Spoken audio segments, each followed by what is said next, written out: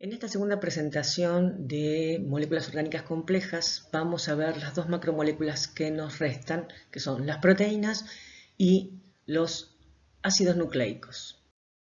Estas dos macromoléculas son consideradas macromoléculas informativas porque contienen información. Los ácidos nucleicos contienen información almacenada en su secuencia de nucleótidos que a través de un conjunto de reglas que nos va a proporcionar el código genético se va a traducir en la secuencia de aminoácidos de una proteína. Por su parte, las proteínas tienen la información almacenada en la secuencia de aminoácidos, determinada a través de la secuencia de nucleótidos de los ácidos nucleicos, que se va a traducir en un plegamiento específico que va a dar por resultado una estructura tridimensional o conformación única, que está directamente relacionada con la función que tiene la proteína. Vale decir que en última instancia la información que está almacenada en el ADN se va a ejecutar a través de las proteínas. Comencemos con el estudio de las proteínas, esas macromoléculas lineales cuyos monómeros constituyentes son los aminoácidos. Las proteínas son, sin ningún lugar a dudas, las moléculas de mayor trascendencia en los seres vivos. Desde un punto de vista cuantitativo, representan aproximadamente el 50% del peso seco de la célula. Y desde un punto de vista funcional, son las moléculas más versátiles que encontramos en los seres vivos, responsables tanto de la morfología como de la capacidad metabólica que presentan las células. Tantas y tan variadas son las funciones que pueden desempeñar las proteínas en un organismo que se puede realizar una clasificación completa de las mismas según su función. Algunas desempeñan funciones estructurales, como el colágeno, la elastina que encontramos en la matriz extracelular, la queratina que vamos a encontrar formando parte de uñas, pelo. Otras desempeñan función de enzimas, de esos catalizadores biológicos que permiten que las reacciones ocurran en tiempos compatibles con la vida. Otras desempeñarán función de transporte fundamentalmente en el torrente sanguíneo de compuestos que no son solubles en agua. Otras tienen función de reserva de energía, como en el caso de la albúmina del huevo, reserva de hierro, como es el caso de la ferritina. Otras tienen como función la defensa, como por ejemplo los anticuerpos. Otras funciones contráctiles, como veremos cuando veamos el citoesqueleto, miosina, actina, dineína. Algunas tienen función hormonal, como la insulina o la hormona del crecimiento. Otras pueden funcionar como toxinas, como es el caso de la toxina diptérica o la botulínica. Ahora bien, dijimos que la función de una proteína depende de su estructura tridimensional o conformación. También dijimos que la información necesaria para adquirir esa conformación o esa estructura tridimensional completa se hallaba en la secuencia de aminoácidos de la cadena polipeptídica. Información que está preservada por la unión de los aminoácidos a través de enlaces covalentes fuertes que vimos que se establecen entre los aminoácidos, que son enlaces de tipo amide que se denominan uniones peptídicas. Tratemos ahora de analizar y comprender de qué manera esa secuencia de aminoácidos determina la conformación de las proteínas y por lo tanto su función. Comencemos por definir lo que es una conformación. Yo aquí les presento dos definiciones alternativas de lo que es una conformación.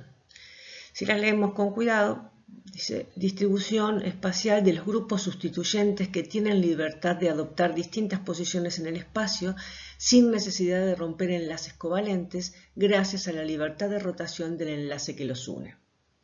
La otra definición dice estado estructural que puede interconvertirse con otros estados estructurales sin romper enlaces covalentes.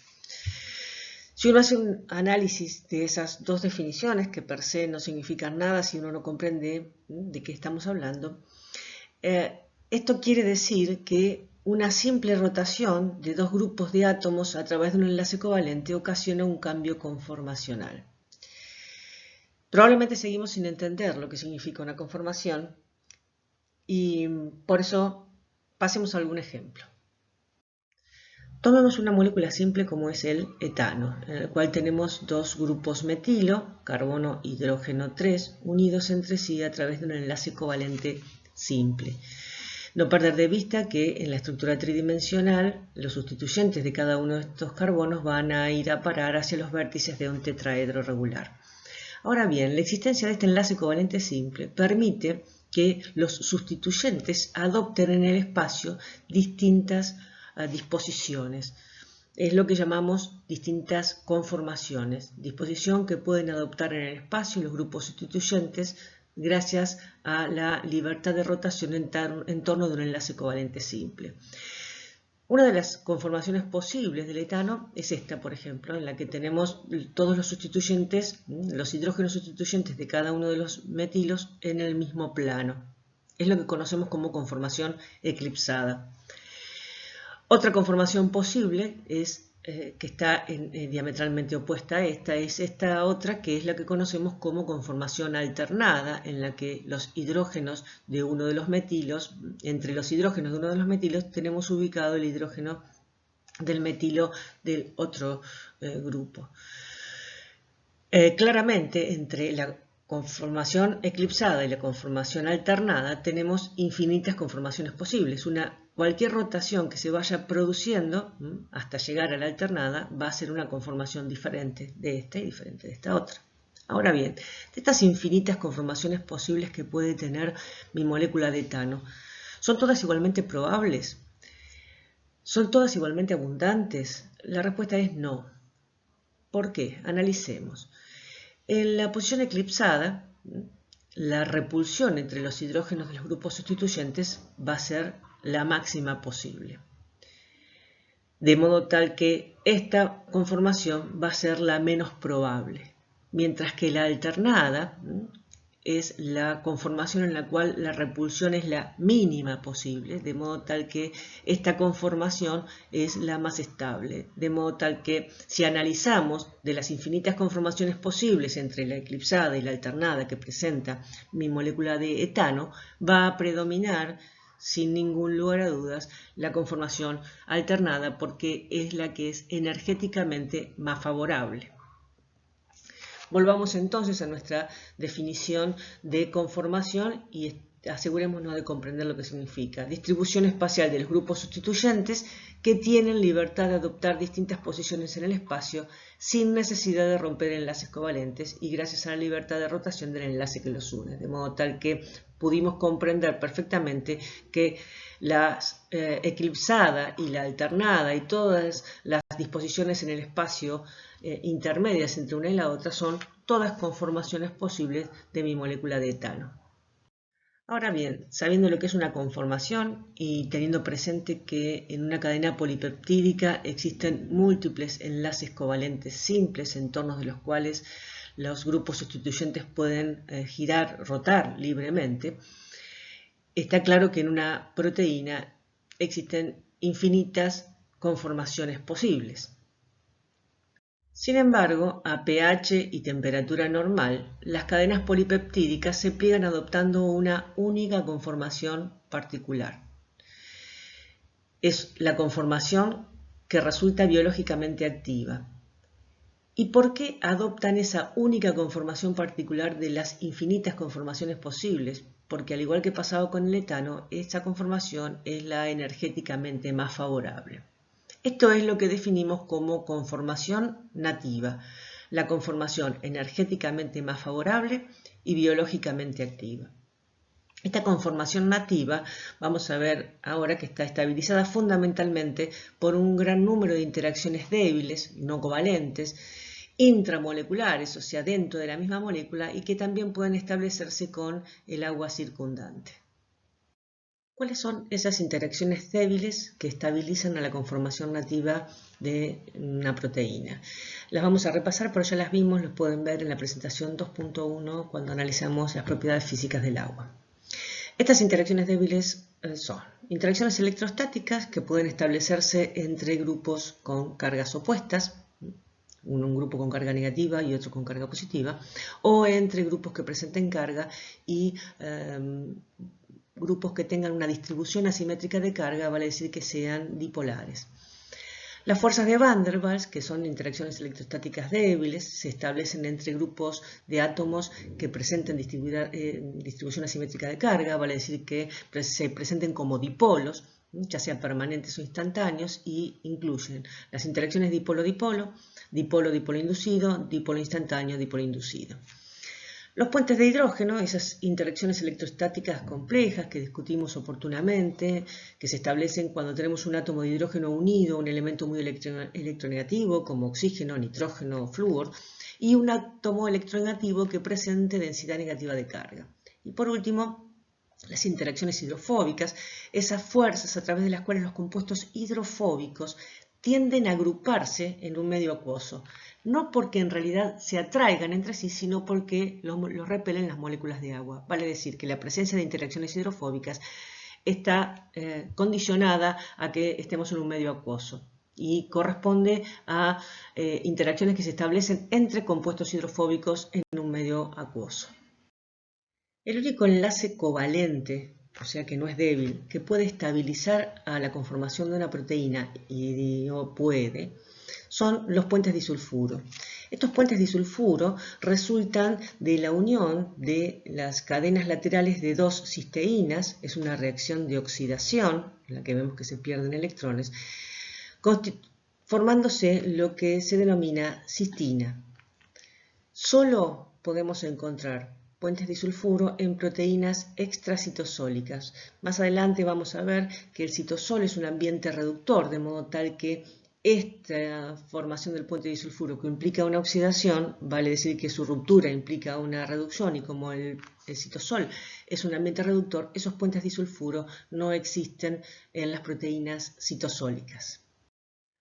Ahora bien, nosotros dijimos que la conformación nativa era la energéticamente más favorable, es decir, la más estable.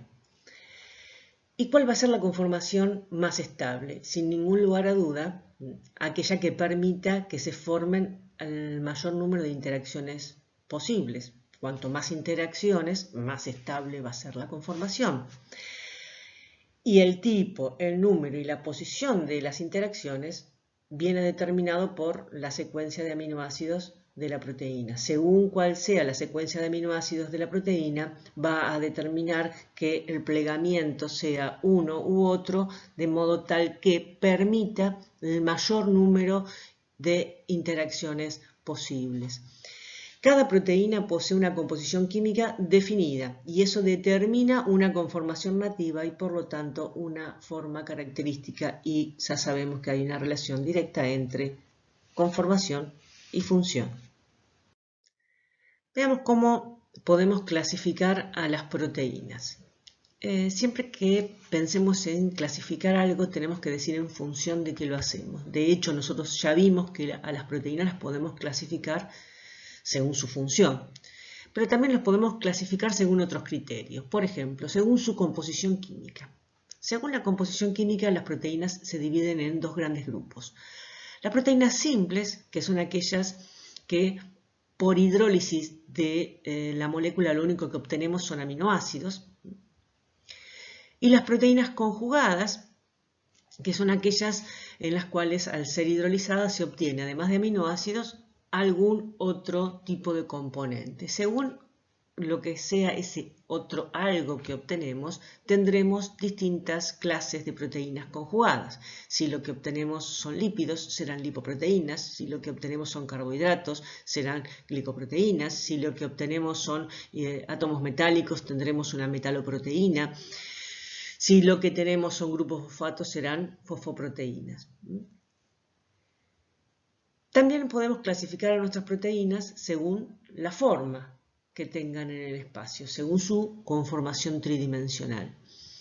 Tendremos proteínas globulares, que son proteínas con una estructura casi esférica en la que no predomina ningún eje sobre otro, y proteínas fibrosas.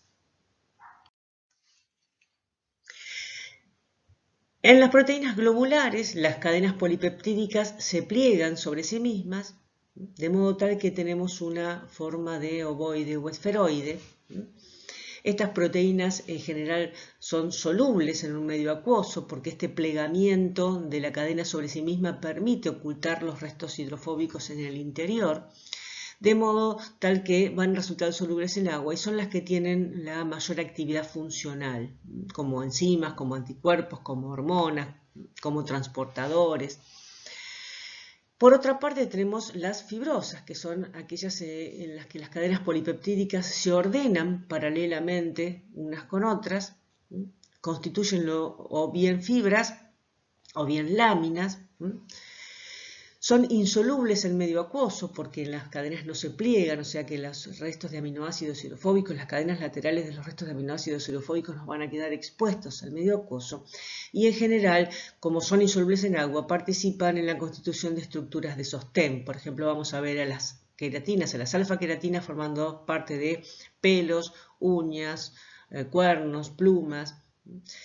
También el colágeno lo vamos a encontrar formando parte de los tendones y la elastina en las paredes de las venas y las arterias, ambos en lo que constituye el tejido conectivo. Por último, también podemos clasificar a las proteínas según el número de subunidades que presente, según el número de cadenas polipeptídicas que formen parte de mi proteína. Si la proteína está constituida por una única cadena polipeptídica, se dice que es monomérica. Si la proteína está constituida por más de una cadena polipeptídica, como es el caso de la hemoglobina, que vamos a ver que está constituida por 4 cadenas polipeptídicas, se dice que la proteína es oligomérica. Pasemos ahora a describir los niveles estructurales de organización que podemos encontrar en la estructura tridimensional completa de una proteína, es decir, en su conformación. Clásicamente se describen 4 niveles estructurales de organización de complejidad creciente. Ellos son la estructura primaria, que es la secuencia de aminoácidos unidos entre sí por enlaces peptídicos, la estructura secundaria, que es el plegamiento que sufre esa cadena polipeptídica a lo largo de un eje, la estructura terciaria, que viene dada por el plegamiento tridimensional de la cadena polipeptídica sobre sí misma, y finalmente la estructura cuaternaria, que implica la descripción de la distribución en el espacio de las cadenas polipeptídicas que forman parte de las proteínas oligoméricas. Actualmente se describen otros niveles adicionales a estos 4 tradicionales, que están a mitad de camino entre estructura secundaria y estructura terciaria, que son las estructuras supersecundarias y los dominios. La estructura primaria, dijimos entonces que era esa secuencia de aminoácidos que están presentes en la cadena polipeptídica, que era la que estaba determinada por la secuencia de bases que teníamos en el gen, en el ADN. Esta estructura primaria resulta de la unión de aminoácidos entre sí por enlaces peptídicos, vale decir que la estructura primaria está estabilizada por enlaces peptídicos.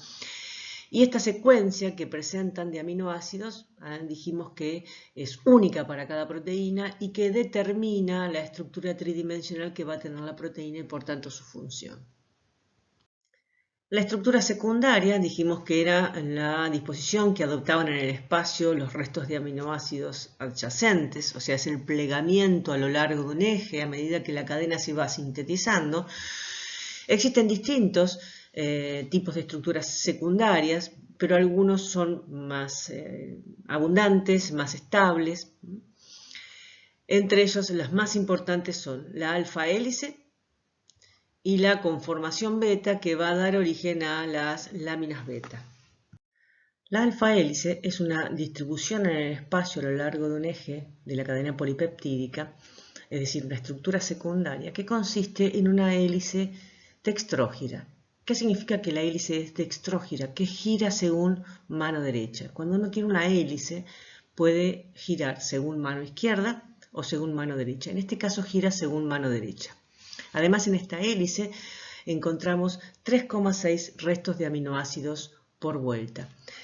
El hecho de que se dispongan en esta cantidad de aminoácidos por vuelta permite que se establezcan enlaces puentes de hidrógeno entre el grupo carbonilo de un aminoácido y el hidrógeno unido al nitrógeno de otro aminoácido ubicado 4 restos más arriba. Debido al número de aminoácidos que tenemos por vuelta, todos los enlaces peptídicos pueden participar en el establecimiento de puentes de hidrógeno, de modo tal que esta disposición en hélice dextrógira con giro a derecha y con 3,6 restos de aminoácidos por vuelta nos garantiza que se formen la mayor cantidad de puentes de hidrógeno intracatenarios.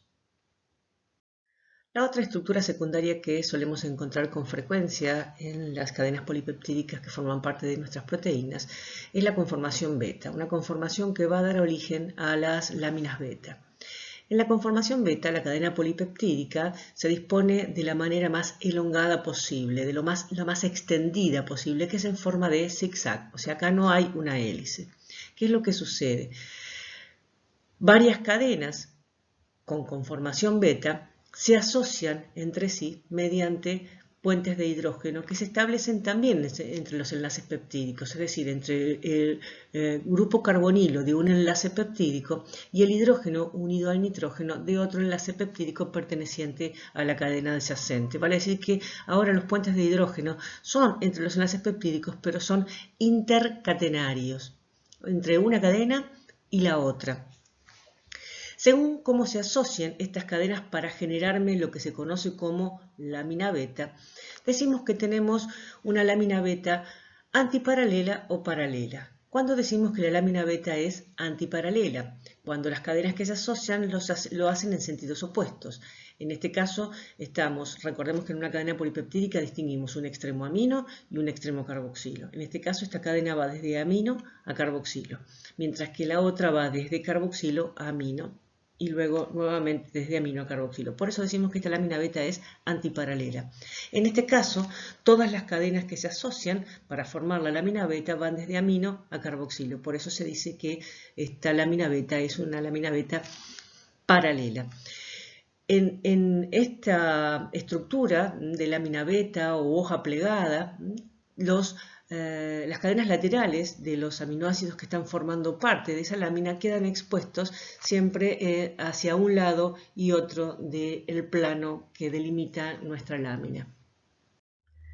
Además de la alfa hélice y la conformación beta, existen otras estructuras secundarias que algunas de ellas aparecen en proteínas particulares, como por ejemplo en el colágeno, que encontramos la hélice de colágeno, que es una hélice levógira, o en la elastina, que encontramos una hélice dextrógena, pero que es distinta de la alfa hélice, es decir, que tiene una regularidad diferente, no tiene 3,6 restos de aminoácidos por vuelta. Y también podemos encontrar en las proteínas regiones con disposiciones al azar, o sea, un enrollamiento al azar. Es una región de la cadena polipeptídica que no posee una estructura regular. Una característica de las proteínas fibrosas respecto de la estructura secundaria es que presentan un único tipo de estructura secundaria. Por ejemplo, las queratinas son todo alfa hélice, la fibroína de seda es todo lámina beta, el colágeno es todo hélice de colágeno, no hay otro tipo de estructuras secundarias presentes. Eso determina que nuestras proteínas fibrosas no puedan plegarse sobre sí mismas, la cadena polipeptídica me refiero. ¿Por qué? Ustedes dirán, bueno, si yo tengo una hélice alfa que vendría a ser como un resorte, esto podría plegarse. Sí, pero no perder de vista que en ese plegado de nuestro resorte sobre sí mismo, en las zonas donde se produce el acodamiento, se produciría una distorsión de la estructura secundaria que determinaría la aparición de regiones al azar. Y eso no ocurre en las proteínas fibrosas. Entonces, las proteínas fibrosas tienen un único tipo de estructura secundaria y eso determina que la cadena polipeptídica no se pueda plegar sobre sí misma y por lo tanto no va a presentar estructura terciaria. En cambio, las proteínas globulares vamos a ver que podemos encontrar regiones con distintos tipos de estructura secundaria. Puede haber alguna región con hélice alfa, después una región al azar, una conformación beta, un codo que permita otra conformación beta y que se asocien entre sí para formar una lámina beta. Es decir, hay regiones con distintos tipos de estructura secundaria y eso permite que las proteínas globulares, la cadena polipeptídica, se pueda plegar sobre sí misma, dando lugar a la aparición de nuestra estructura terciaria. La estructura terciaria, que dijimos que era ese plegamiento tridimensional de la cadena polipeptídica sobre sí misma, que está presente en proteínas globulares, permite que en este tipo de proteínas los restos de aminoácidos hidrofóbicos queden anclados en el interior del ovoide o esferoide que se forma y en la periferia nos queden los restos de aminoácidos hidrofílicos, de modo tal que la estructura, o sea, esta proteína globular, resulta soluble en agua, cosa que no sucede con las proteínas fibrosas, en las cuales al no poder plegarse, los restos de aminoácidos hidrofóbicos quedan expuestos en el entorno acuoso y entonces la proteína resulta insoluble en agua. ¿Cuáles son las principales fuerzas que estabilizan a nuestra estructura terciaria? Si recordamos que durante el plegamiento que sufre la cadena polipeptídica sobre sí misma para generar esta estructura terciaria, todos los restos de aminoácidos hidrofóbicos van a quedar anclados en el interior de nuestra proteína. Claramente, las interacciones hidrofóbicas son las fuerzas que estabilizan fundamentalmente a nuestra estructura terciaria. ¿No existen otras fuerzas que la estabilizan? Sí, claro que existen otras fuerzas. Todas las otras interacciones débiles que puedan establecerse lo van a estabilizar adicionalmente a mi estructura terciaria. Por ejemplo, interacciones ion-ion, puentes de hidrógeno, fuerzas de Van der Waals, ¿sí? O sea, dipolo-dipolo. Si la proteína es extracitosólica, van a poder formarse los puentes disulfuros y todas esas interacciones van a dar una estabilidad adicional a mi estructura terciaria. Pero la principal fuerza que estabiliza la estructura terciaria son esas interacciones hidrofóbicas que se establecen entre los restos de aminoácidos hidrofóbicos anclados en el interior de nuestro esferoide u ovoide. Finalmente, hablemos de la estructura cuaternaria, una estructura que la van a presentar solo aquellas proteínas que tengan más de una cadena polipeptídica, es decir, que sean oligoméricas. En ese caso, cada una de las cadenas que forman parte de esa proteína oligomérica recibe el nombre de protómero. Y la estructura cuaternaria no es ni más ni menos que la descripción de cómo se disponen en el espacio estos protómeros de mi proteína oligomérica. No perder de vista, solamente van a presentar la estructura cuaternaria las proteínas que tengan más de una cadena polipeptídica. Si yo tengo una proteína que tiene una sola cadena polipeptídica y es una proteína globular, tendrá estructura primaria, secundaria y terciaria, pero no cuaternaria. Si la proteína tiene una sola cadena polipeptídica y es fibrosa, va a tener estructura primaria y secundaria, pero no va a presentar estructura terciaria. ¿Qué fuerzas van a estabilizar esta estructura cuaternaria? Si uno separa estos protómeros entre sí, en la región de contacto va a encontrar un predominio de restos de aminoácidos hidrofóbicos. Eso nos está indicando que la principal fuerza que estabiliza a esta estructura cuaternaria, al igual que sucedía en la estructura terciaria, son las interacciones hidrofóbicas. ¿No existen otras interacciones? Sí, claro. Van a existir todas las otras interacciones débiles, ¿sí? Tipo fuerzas de Van der Waals, ion-ion, de existir la posibilidad de formarlas. Y si es una proteína extracitosólica, podrá presentar también puentes disulfuro. Veamos algo muy breve de lo que van a ver en detalle en bioquímica respecto de lo que son las estructuras supersecundarias y los dominios. En el caso de las proteínas fibrosas, que dijimos que carecen de estructura terciaria, las cadenas polipeptídicas que forman parte de estas proteínas pueden asociarse entre sí generando estructuras supersecundarias que dan lugar a la aparición de fibras o láminas. Por ejemplo, en el caso de las queratinas, que tienen como estructura secundaria la alfa hélice, dos cadenas con alfa hélice se pueden asociar entre sí generando una superhélice. La alfa hélice era dextrógira, la superhélice que generan es levógira. Esas se asocian entre sí para empezar a generar protofilamentos y luego finalmente se generan los filamentos intermedios de queratina. En el caso de las beta-queratinas, cuya estructura secundaria es conformación beta, se asocian, vimos que las cadenas se asociaban entre sí con conformación beta para generarnos una estructura supersecundaria en forma de lámina plegada. En el caso del colágeno, que dijimos que su estructura secundaria era una hélice de colágeno, esa hélice dextrógira, tres cadenas con estructura de hélice de colágeno se asocian entre sí para generar una superhélice que ahora va a ser dextrógira, que conocemos como tropocolágeno. Luego el tropocolágeno se ordena formando fibrillas y las fibrillas se asocian entre sí para dar origen a las fibras de colágeno.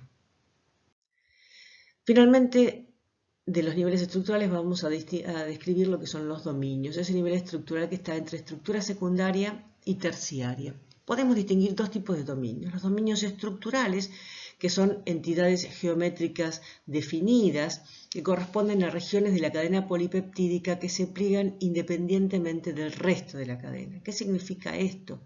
Que si cortamos a la cadena polipeptídica por aquí y dejamos a esta región librada al azar, se va a plegar de igual manera que como la encontrábamos en la proteína. Se dice que son unidades básicas de plegamiento. La asociación de los dominios da por resultado a la proteína globular completa. ¿A qué llamamos dominios funcionales? Un dominio estructural por sí mismo o en asociación con otros dominios origina un dominio funcional, que es una región de la cadena polipeptídica autónoma desde el punto de vista funcional. Finalmente, para terminar con el tema de proteínas, veamos a qué llamamos desnaturalización proteica y qué consecuencias tiene ese proceso. La desnaturalización proteica es la pérdida de la conformación nativa. ¿Cómo? Por ruptura de los enlaces débiles que estabilizan a esa conformación nativa. En un proceso de desnaturalización perdemos la estructura cuaternaria, si es que la tiene, la terciaria, si es que la proteína la tiene, por ejemplo, si es globular, o la secundaria. Pero no se pierde la estructura primaria. Si se pierde la estructura primaria, eso implicaría que se rompan los enlaces covalentes entre los aminoácidos y el proceso se conoce como hidrólisis. Entonces, en la desnaturalización no se pierde la estructura primaria. Se pierden todo el resto de los niveles estructurales excepto la primaria. Si perdemos la estructura primaria, hablamos de hidrólisis. ¿Cómo se logra ese proceso de desnaturalización? A través de agentes físicos o químicos que me rompan esos enlaces débiles que me estaban manteniendo estabilizada los distintos niveles estructurales de mi proteína. ¿Cuáles son esos agentes desnaturalizantes? Y, por ejemplo, altas temperaturas, que hace que aumente la energía cinética y entonces se rompan esos enlaces. pHs extremos, que alteran el estado de ionización de los compuestos que están vinculados en el establecimiento de los enlaces débiles y además también compiten con los puentes de hidrógeno. Los detergentes, que lo que hacen es competir con las interacciones hidrofóbicas, interferir en realidad con las interacciones hidrofóbicas, las soluciones con elevada fuerza iónica que interfieren con las interacciones electrostáticas, los compuestos que rompen los puentes disulfuro como el beta-mercaptoetanol, todos esos son agentes desnaturalizantes. ¿Qué consecuencia tiene esa desnaturalización? Dijimos que había una relación directa entre conformación y función. Si en el proceso de desnaturalización se pierde la conformación nativa, claramente lo que vamos a tener es una pérdida de función. ¿Qué otra consecuencia tiene? La insolubilización en agua de las proteínas globulares, porque con la pérdida de los niveles estructurales por encima de la estructura primaria se produce un despliegue de la proteína y eso determina que los aminoácidos hidrofóbicos que teníamos confinados al interior de la cadena ahora queden expuestos al entorno acuoso y entonces la proteína se vuelva insoluble. Este proceso de desnaturalización en muchos casos es reversible cuando uno remueve el agente desnaturalizante.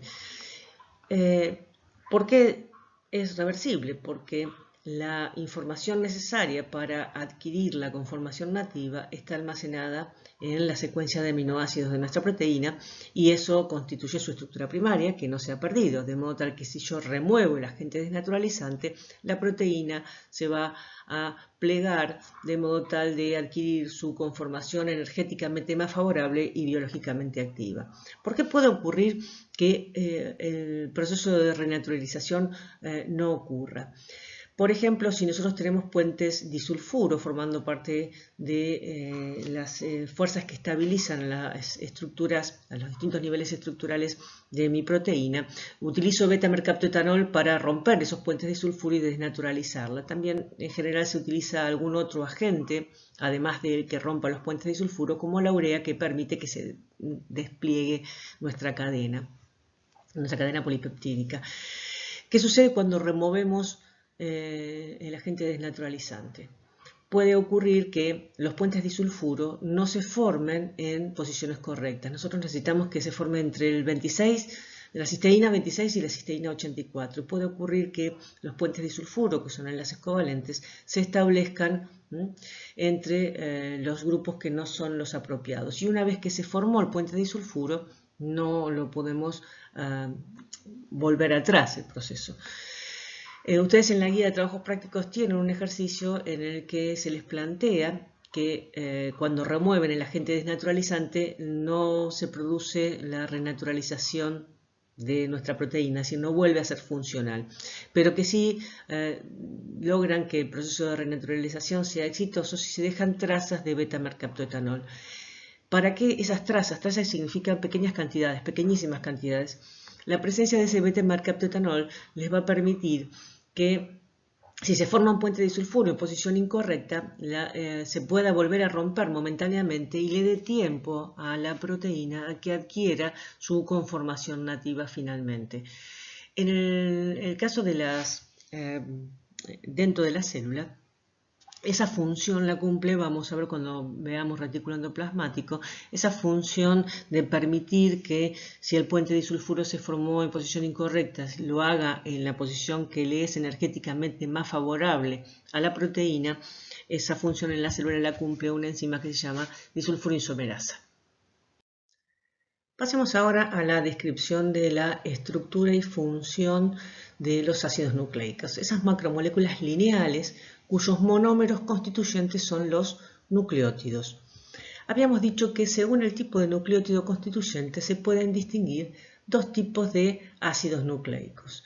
El ácido ribonucleico, ARN, que está constituido por ribonucleótidos, y el ácido desoxirribonucleico, ADN, que está constituido por desoxirribonucleótidos.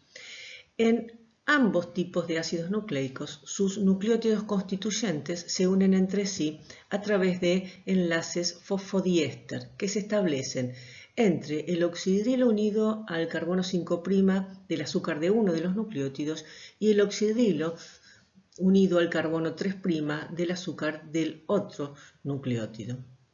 En estas cadenas polinucleotídicas que se generan por unión de nuestros nucleótidos se pueden distinguir extremos. Podemos distinguir un extremo en el que tenemos un grupo fosfato libre unido al carbono 5' del azúcar y es lo que se conoce como extremo 5'. Y podemos distinguir un extremo en el que encontramos el grupo 3' oxidrilo libre, que es lo que denominamos extremo 3'. Por eso se dice que las cadenas tienen polaridad, porque podemos distinguir extremos diferentes. Así como en una proteína distinguíamos el extremo amino y el carboxilo, en los ácidos nucleicos distinguimos los extremos 5', donde tenemos grupos fosfato libre, y los extremos 3', donde lo que tenemos son grupos oxidrilos libres unidos al carbono 3' del azúcar. Estas unidades alternantes de fosfato, azúcar, fosfato, azúcar, fosfato, azúcar constituyen lo que se conoce como el esqueleto covalente de mis ácidos nucleicos. Son esqueletos que son hidrofílicos y que presentan carga negativa que viene dada por la presencia de nuestros grupos fosfato. Las bases nitrogenadas se disponen de manera perpendicular a este esqueleto covalente apiladas entre sí como pila de monedas, dispuestas de modo tal que los anillos que constituyen a estas bases nitrogenadas se disponen con sus planos paralelos entre sí. Comencemos con la descripción del ácido desoxirribonucleico, el ADN, esa macromolécula que tiene como función el almacenamiento de la información biológica. Vamos a ver a lo largo de la cursada, cuando abordemos el tema de mecanismos genéticos básicos, que en esa molécula de ADN se encuentra especificada la secuencia de nucleótidos de todas las moléculas de ARN, así como también la secuencia de aminoácidos de todas las proteínas y por lo tanto la estructura y función de esas proteínas.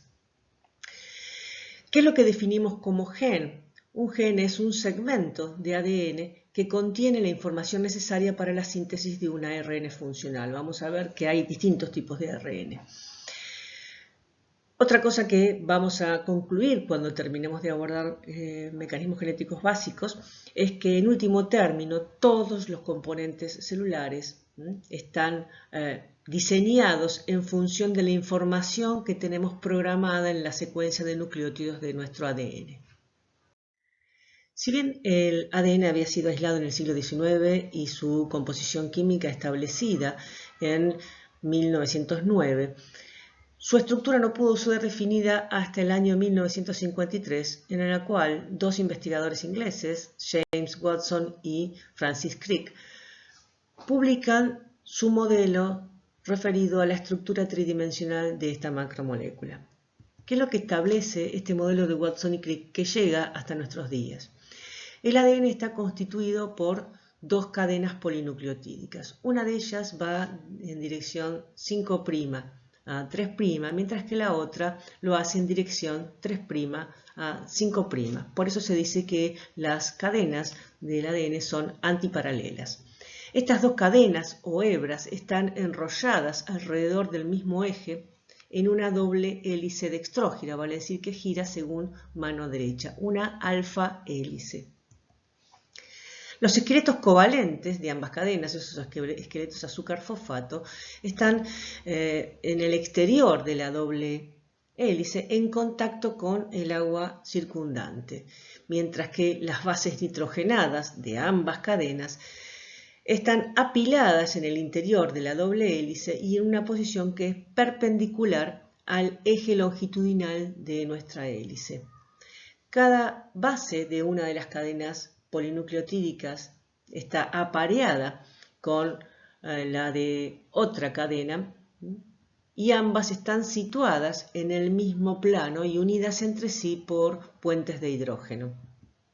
Las bases apiladas en el interior de esta doble hélice están separadas entre sí por 0,34 nanómetros, lo que es lo mismo que decir 3,4 Armstrong. Una vuelta completa de esta doble hélice implica 10 pares de bases, vale decir que cada una de las cadenas en una vuelta completa tiene 10 restos de nucleótidos, de modo tal que en una vuelta completa de hélice avanzamos 34 Armstrong. El diámetro que presenta esta doble hélice de ADN es de 20 Armstrong. La disposición espacial que tienen nuestras dos cadenas arrolladas en torno de un eje común determina que aparezcan dos surcos, un surco menor y un surco mayor.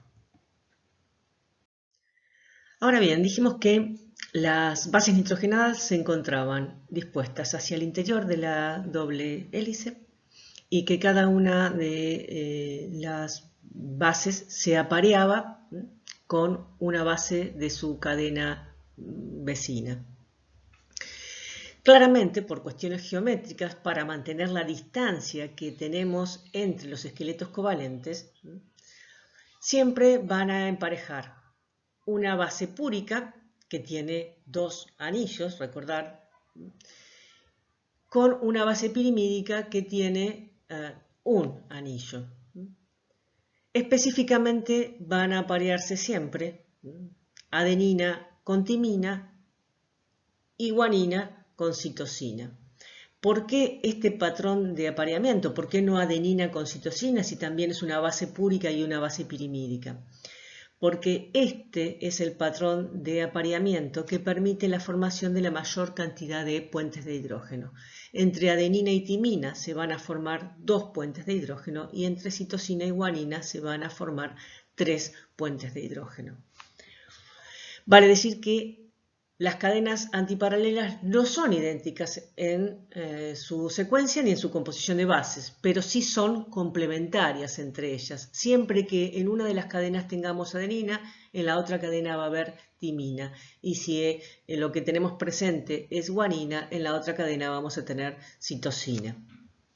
Eso justifica esta disposición de los apareamientos específicos, justifica las reglas de Chargaff, reglas que habían sido enunciadas en 1947, o sea, antes de que se establezca este modelo.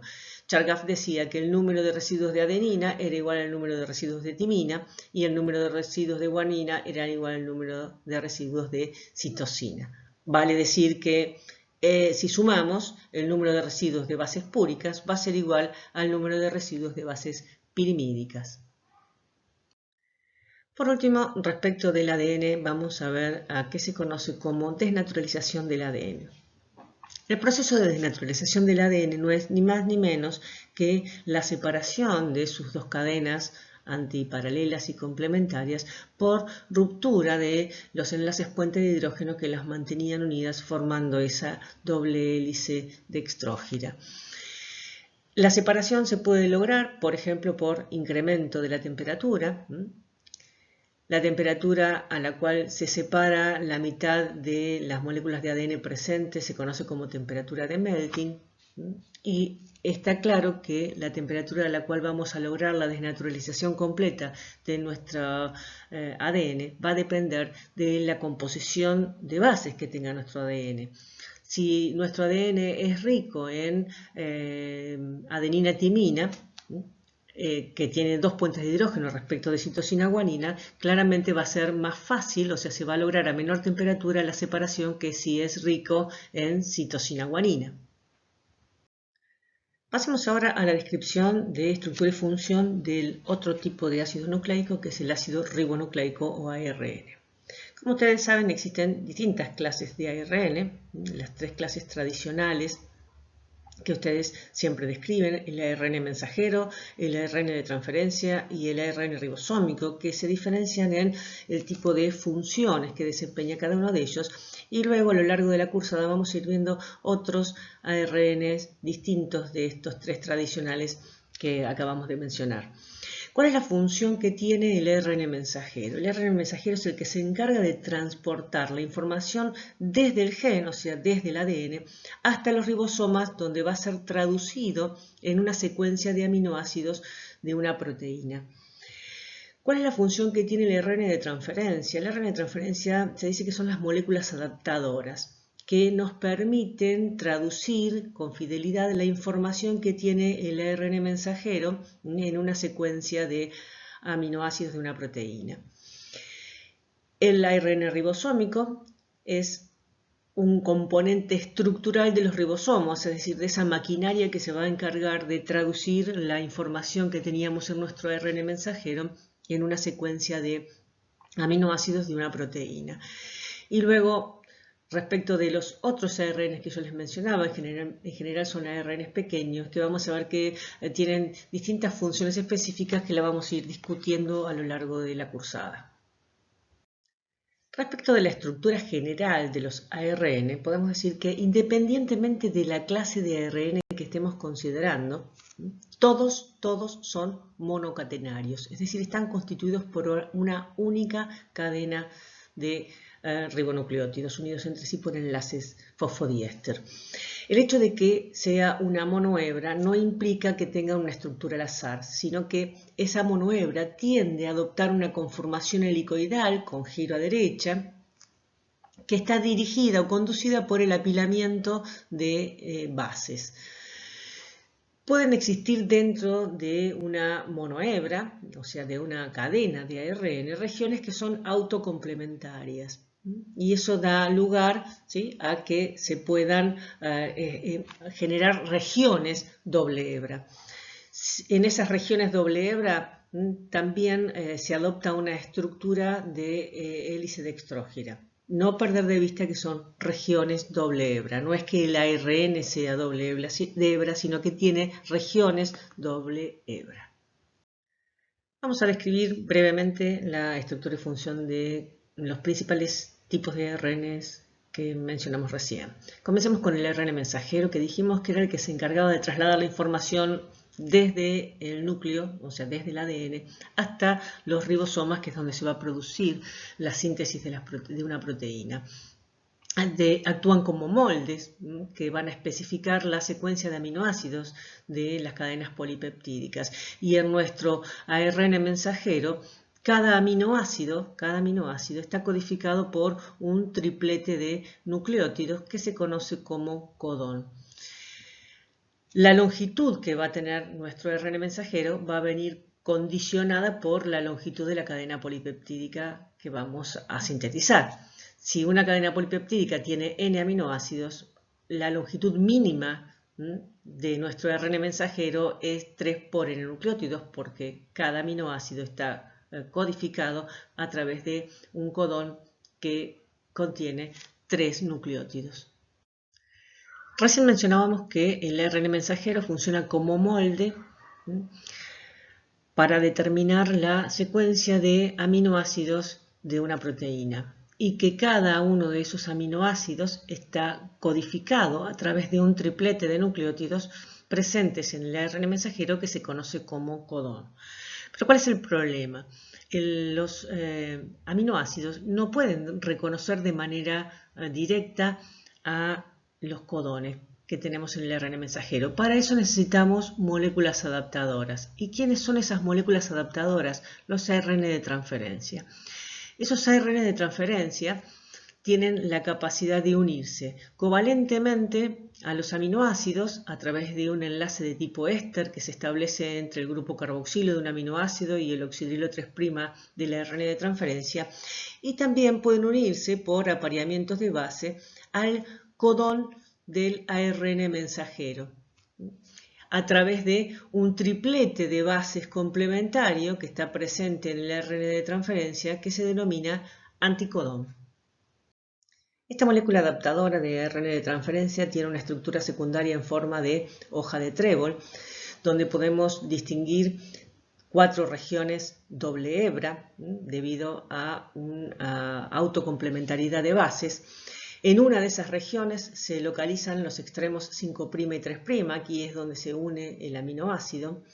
Las otras regiones presentan en sus extremos bucles debido a la presencia de segmentos que no son autocomplementarios, y en uno de esas regiones, de esos extremos, se localiza el anticodón, ese triplete de bases a través de las cuales por complementariedad se va a unir nuestro ARN de transferencia con el codón correspondiente. Esta estructura de hoja de trébol en realidad adopta una estructura terciaria por plegamiento que se dice que tiene una conformación en forma de L, donde distinguimos en un extremo el lugar donde se va a unir el aminoácido y en el otro el anticodón. Finalmente, respecto de los ARN ribosómicos, nos vamos a referir a ellos como componentes estructurales de los ribosomas, que dependiendo si hablamos de ribosomas procariotas o eucariotas, encontramos distintos tipos de ARNs ribosómicos, pero siempre cumpliendo la función de ser componentes estructurales de esta maquinaria de traducción que son los ribosomas. Para terminar con el tema referido a ácidos nucleicos, vamos a aplicar las reglas de Chargaff y los conocimientos que tenemos respecto de la estructura del ADN a la resolución de situaciones problemáticas del estilo que van a encontrar en los trabajos prácticos. Por ejemplo, primera situación problemática. Un gen 1 contiene 10% de adenina. Me preguntan, ¿cuál es el porcentaje de las otras bases? Y el ítem B dice, sabiendo que contiene 2000 adeninas, ¿cuál es la longitud del gen? Exprésela en pares de bases y en nanómetros. no perder de vista que una longitud siempre debería expresarse en alguna unidad de longitud, como puede ser el metro o cualquiera de sus múltiplos o submúltiplos. En este caso, lo más apropiado es trabajar en el orden de los nanómetros o de los Armstrong. Sin perder de vista eso, tener presente que en el caso de los ácidos nucleicos podemos expresarlo en pares de bases y eso transformarlo rápidamente en una unidad de longitud. ¿Por qué? Porque por cada par de bases en el ADN avanzamos una distancia de 0,34 nanómetros. Teniendo en cuenta eso, vamos a empezar a resolver el ítem A, que me pregunta cuál es el porcentaje de bases que tiene el gen 1 sabiendo que tiene 10% de adenina. Aplicando la primera de las reglas de Chargaff, yo sé que si tiene 10% de adenina, entonces va a tener 10% de timina. Vale decir que en total esto representa el 20%, adenina más timina es el 20%. Eso quiere decir que el restante 80%, para llegar a mi 100%, es de citosina y guanina. Como hay iguales cantidades de citosina que de guanina, según la regla de Chargaff 2, entonces decimos que tenemos 40% de citosina y 40% de guanina.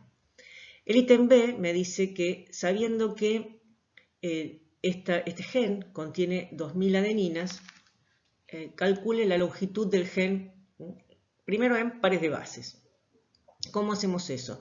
Sabemos que tiene 2000 adeninas y eso representa el 10% del total de las bases. Quiere decir que el 10% de las bases son 2000 bases. Entonces el 100% son 20.000 bases. Entonces nuestro gen tiene 20.000 bases, pero no perder de vista que están distribuidas en dos cadenas. De modo tal que cada cadena tiene 10.000 bases, con lo cual la longitud del gen es de 10.000 pares de bases. Ahora bien, nosotros sabemos que por cada par de base se incrementa la longitud en 0,34 nanómetros, con lo cual, si tengo 10.000 pares de bases, al multiplicarlo por el avance por cada par de bases, obtengo la longitud de ese gen en nanómetros. Vayamos a otra situación problemática. Me dicen que tengo un gen 2 que contiene 10% de guanina y tiene una longitud que es idéntica al del gen 1, el gen que teníamos en el ejercicio anterior. Me preguntan, ¿cuál es el porcentaje de todas las bases presentes? Este ítem lo resolvemos de igual manera que resolvimos en el ejercicio anterior, aplicando las reglas de Chargaff. Decimos, si el gen 2 tiene 10% de guanina, entonces tiene 10% de citosina. La suma es 20%, vale decir que el 80% restante corresponde a adenina y timina, con lo cual, como hay idénticas cantidades de adenina que de timina, tengo 40% de adenina y 40% de timina. El ítem B me dice que se dispone de dos tubos.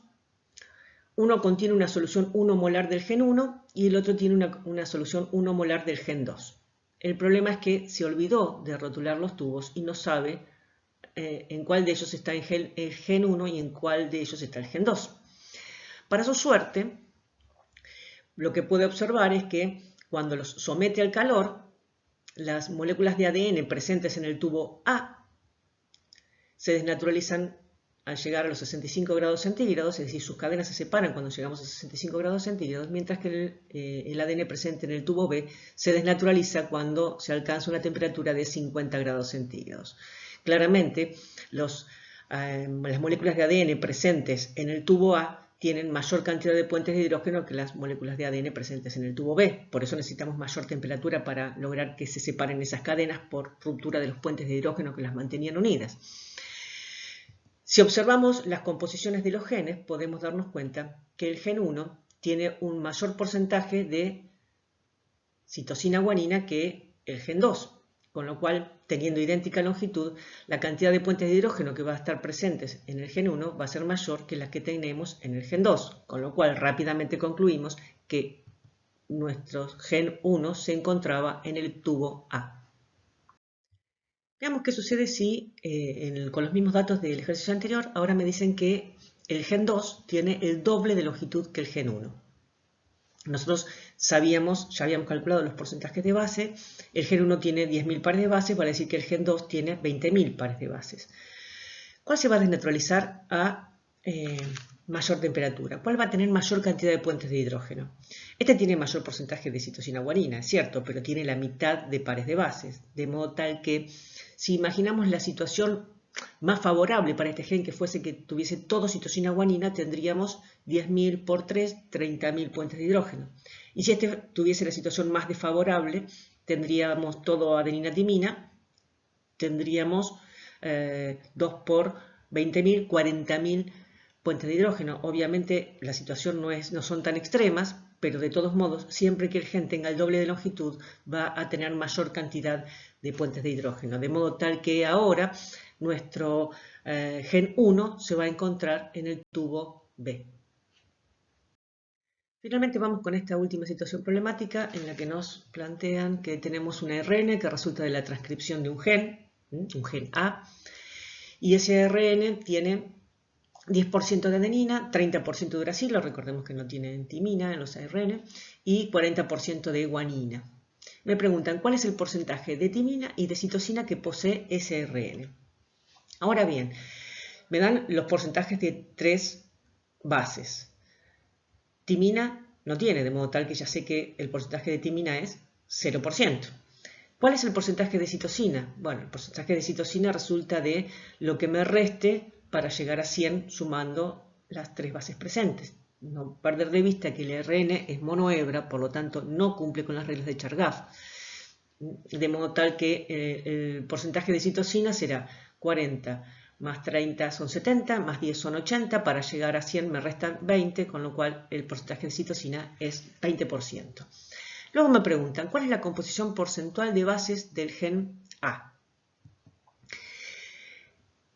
El gen A es de ADN y en el ADN tenemos 2 cadenas.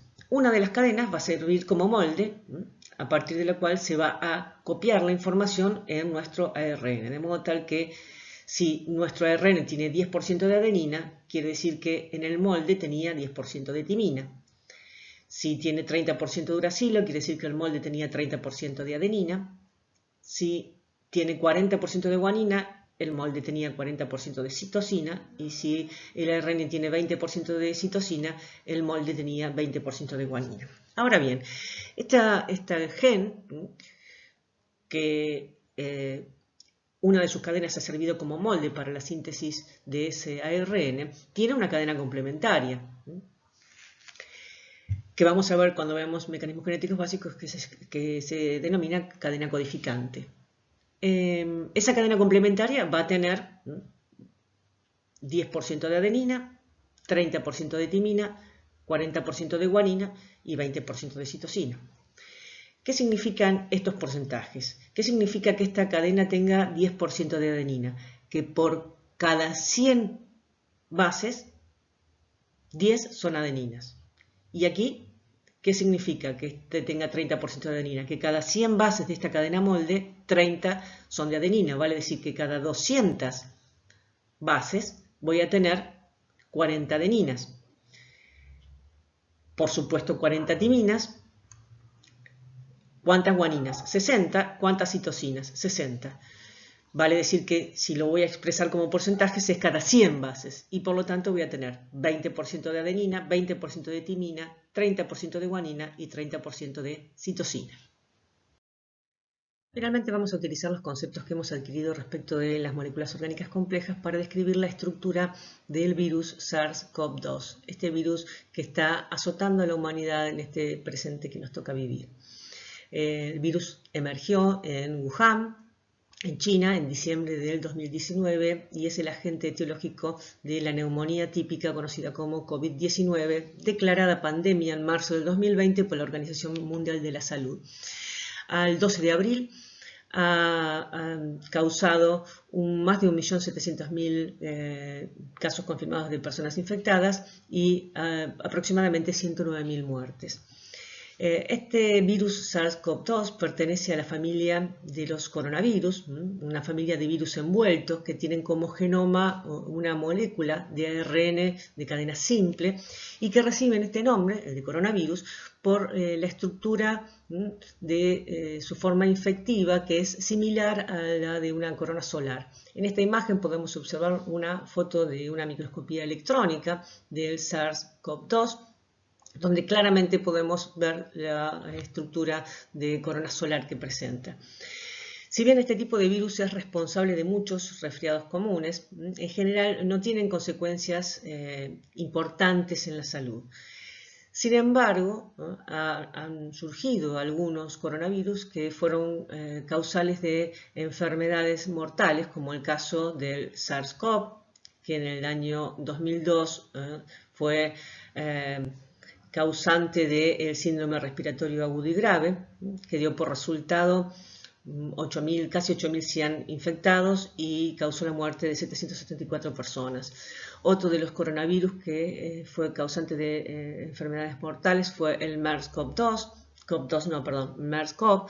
que emergió en el año 2012 y fue el agente etiológico del síndrome respiratorio de Oriente Medio, que causó casi 2.500 infecciones y 88 muertes. Si bien estos dos han sido virus que han generado enfermedades mortales, sin ningún lugar a dudas no han tenido ni la capacidad de contagio que tiene el SARS-CoV-2, ni el índice de mortalidad que tiene este virus con el que nos toca convivir hoy.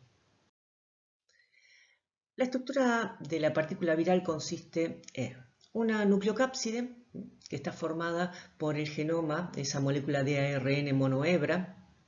Es el ARN viral más largo conocido, tiene entre 27.000 y 32.000 bases, al que se asocian múltiples copias de una proteína denominada proteína N, proteína de la nucleocápside, que es una proteína fosforilada en un número discreto de serinas y trioninas, y al parecer esa fosforilación le ocasiona un cambio conformacional en la proteína N que favorece la asociación con el ARN. Esta nucleocápside adopta una estructura helicoidal y presenta una forma de ovillo. Rodeando a esa nucleocápside encontramos a la envoltura, que es una bicapa lipídica similar a la de las células animales, en la que se insertan tres proteínas estructurales principales, que son la proteína S, la proteína E y la proteína M. La proteína S es una glicoproteína, o sea que tiene unido un oligosacárido. Es trimérica, vale decir que está constituida por 3 subunidades, de modo tal que va a presentar estructura cuaternaria, y tiene una forma de espiga. Su función es la de unirse a los receptores en la célula huésped, produce la fusión de las membranas de la célula huésped y del virus, de modo tal que permite la penetración del virus en la célula huésped.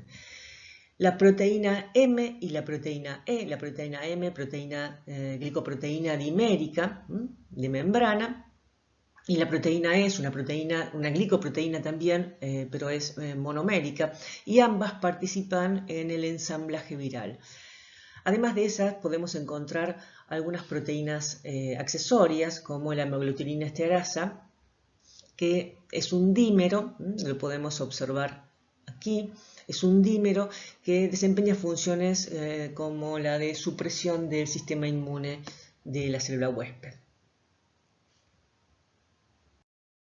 La presencia de esta envoltura, de esta bicapa lipídica que rodea la nucleocápside, hace a los virus envueltos, y en particular el coronavirus, susceptibles a la acción de compuestos anfipáticos, como por ejemplo puede ser el jabón o los detergentes. ¿Qué es lo que sucede? En presencia de moléculas anfipáticas como las moléculas de jabón, la envoltura, esta bicapa lipídica, se desagrega. La estructura entonces del virus colapsa, se pierde el ARN que tenía en su interior y el virus queda inactivado. De ahí la importancia del lavado de las manos y de todas superficies que pensemos que puedan estar en contacto con este tipo de virus.